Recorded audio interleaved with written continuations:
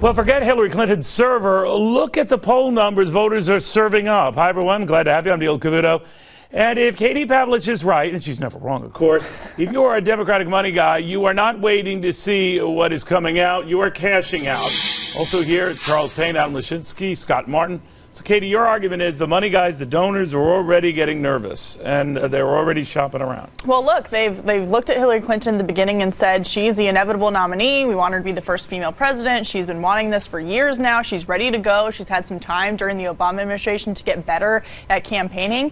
And here we are, and she actually hasn't gotten better as a candidate. And look, they've spent so much money so far giving her this cash, so now they have two options. They can keep funneling money into her campaign, much like the federal government, and see if it goes anywhere. Or they can pull back and say, okay, let's take a look at our options here. Joe Biden is maybe going to get into the race. Bernie Sanders is maybe not a viable choice for the country when it comes to actually winning the nomination. But we should actually maybe take a look at that. But we should acknowledge, though, that Hillary Clinton's support isn't just coming from these big money donors. The $45 million that she announced in July actually came from the majority of people donating $100 or less. But so she's got that money now, and she's got more than anyone else, rumored or not rumored, to be in the race. So doesn't that give her an advantage? Well, you know, money helps, but there's something, and I've studied this a little bit, about the numbers and the money following the numbers. You know, it's always like, hey, all the money guys sit around and they ordained a candidate. These guys are smart. They hedge their bets. You talk about like these Wall Street guys who donate to both sides. They hedge their bets. And the bottom line is, as these poll numbers start to change, they're going to start to say, hey, maybe we should hedge our bets, which, by the way, is maybe why Hillary Clinton is spending a weekend in the Hamptons throwing these fundraisers, reassuring these guys that, hey, somehow I can get my favorables to get a little better, my untrustworthiness to get a little better. Stick with me. I need your checkbook. Well, I think a point that Katie mentioned, Adam, and maybe you could talk to some of your left-wing friends about it, that they're concerned that they love Bernie Sanders, they just don't think he can get much further than the nomination. And they're concerned about being McGovernized here, that there's got to be a more mainstream overseeing type candidate to a Hillary Clinton. That's why Biden's name comes up. That's why the rumors we're getting about Al Gore. What do you think of that they're nervous enough and that they are shopping around?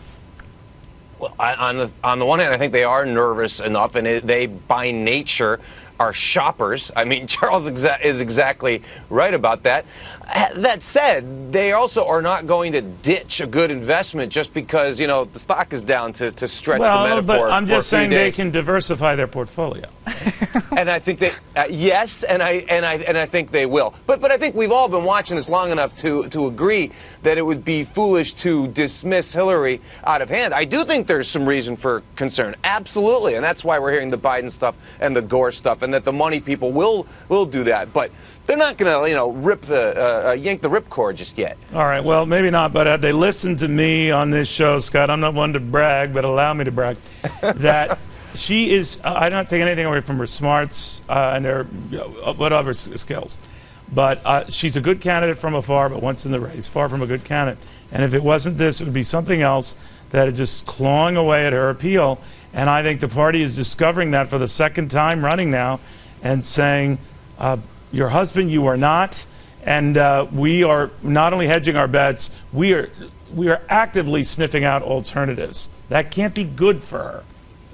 It's not good. I heard you call her bluff about a year ago, and I thought you were crazy, but it looks like you're turning out to be right. Okay, but who's counting a few months here or there? But I'll tell you what, if you're these donors, and a lot of them are high finance, they're in the medical field, academics, you're thinking about something longer term than maybe just the primary here. You're thinking about the presidency and asking for something back down the road. And if suddenly she looks like she's not going to be in that seat, you better move your money out of there fast. Remember, just a few months ago, you couldn't get into these Hillary fundraisers. Nowadays, she's struggling to get people to pay to go hear her talk. She's having to send out these email offers that say if you bring the coupon code, you can get in for free. You don't have to pay $30. That is so stark and different from what it was months ago when everyone was lining up to hear her speak. Do you think she's finished? I think she could be. The problem that the Clinton campaign is having right now is their trust numbers.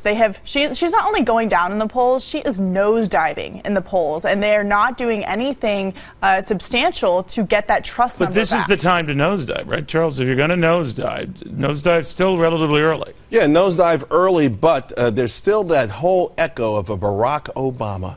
And that's just it. You read about after Iowa, how crushed she was, how she assembled the team.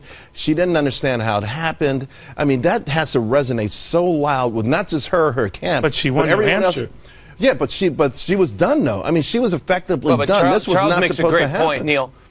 Charles makes a great point that to your earlier point that money isn't everything, right? Because it shouldn't happen it shouldn't have happened the last time. It shouldn't happen now. You know, when you have all the money, you should be able to win. But you're right. She's vulnerable. Again, I'm not. But counting money her gives out. you I a don't little think we staying should. power. Money gives you some cushion for the bumps. Mitt Romney found that out, and I think that she might get some kick from that, but I just don't think it will be enough.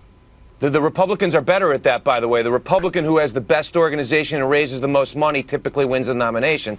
And we saw 8 years ago that wasn't the case for the Democrats. But if you're a big money donor, aren't you going to look at a candidate like Sanders who can obviously master the grassroots campaign and get everybody involved versus chase money versus Hillary? The party, the ones with brains in the party are not going to accept a socialist as their nominee. And I'm not those are your voters. Socialist these days is less than what Democrats have been offering these days. But I'm saying they're just not going to do that, and they do not think he is I agree electable. with you, Neil. Well, Neil, not the big money types. On the grassroots issue, that is something we haven't talked about. And guess who has that offering available? President Obama has his infrastructure. He has his network from his campaign in both 2008 and 2012 to offer. Is he the one pushing Biden? Or his I don't operatives think he's pushing Biden? necessarily pushing, but when it comes down to if it's going to be Joe Biden versus Hillary Clinton, President Obama doesn't have any loyalty towards the Clintons. They've had a long-standing feud. He does have some loyalty to Joe Biden, and he has this infrastructure and his campaign structure of Obama for America that he needs to give someone. They saved his bacon a number of times. I don't think so. I think that they're still You're pretty. You're a hater. I happen to agree with Katie. I think, listen, a lot of this trouble that Hillary is in, she might have been able to avoid it if Obama had her back. Attorney. I don't know. That's asking too much. I don't think it is. He knows she can't win, Charles. We've seen the Obama administration drag their feet on a whole lot of things they didn't want to deal with. Certainly, the level of not necessarily prosecution, but investigation, leaks to the New York Times. It's been very peculiar, and it's only come from one source, and that's the Obama administration. I think who got this brilliantly is Donald Trump. I think I'm paraphrasing here. He said something to the effect, Katie, if you don't have a theme, you'll get thumped. His theme is just anger at the status quo. A lot of people say, well, can you color in some specifics? But the clarion call is, I'm angry at the Chinese, I'm angry at the Mexicans, I'm angry at the way the politicians have duped us. He's angry. Define her campaign. That's the thing, is you can't define her positions, you can't define her campaign. She's stealing lines from Elizabeth Warren. She's stealing lines from President Obama when it comes to what her policies are. When she's asked specifically about things that impact the base in terms of ideology, Keystone, for example, she says, well, if I win the presidency, then I'll give you an answer on that. I mean, she's not even willing to take a stand on anything. And at a time when people want someone to take a stand, she would not be the first candidate to do that, she's not the by one the way. doing it. Rick But Perry, when we had him Sanders here and Trump before are he was doing tumbling it. in the polls, I asked him his views on what he does with the millions of illegals who are already here.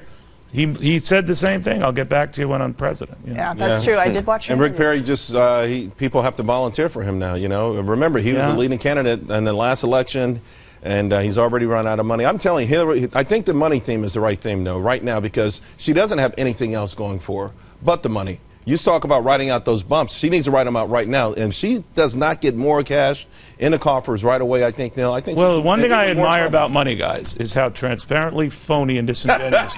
And I admire that because they will glom on to who's ever in the lead right at the moment. And if she looks vulnerable, they will leave her. Like when Charles was very popular around here. I loved him. Sucked on him. Then, he gets ticks I just turned you down for 2 lunch dates. Yeah, exactly. Goodbye. Don't let the screen door hit you.